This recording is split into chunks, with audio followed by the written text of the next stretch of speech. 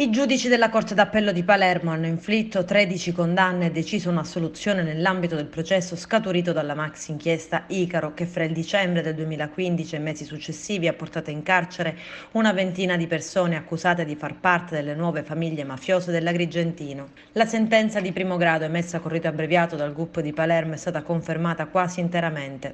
Per 11 imputati le condanne sono state modificate. Si tratta di Piero Campo, 66 anni, di Santa Margherita Bellice, ritenuto esponente del vertice dell'organizzazione criminale del territorio.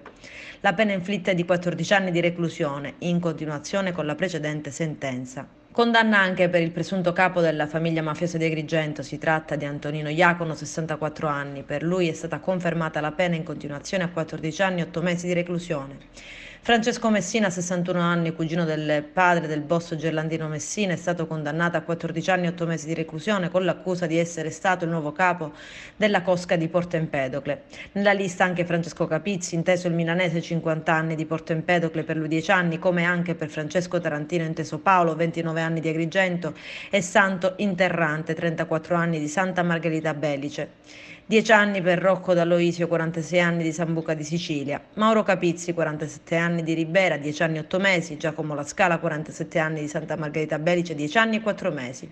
Tommaso Baroncelli, 40 anni, ancora, di Santa Margherita Belice, 8 anni e 8 mesi. Emanuele Riggio, 45 anni, di Monreale, 3 anni e 4 mesi.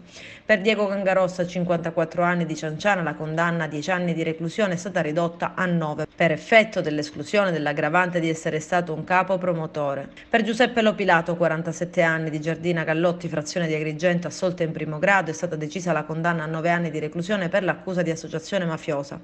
Confermata l'assoluzione di Leonardo Marrella, 41 anni, di Montallegro, nei cui confronti il procuratore generale Emanuele Ravaglioli aveva chiesto la condanna a 8 anni.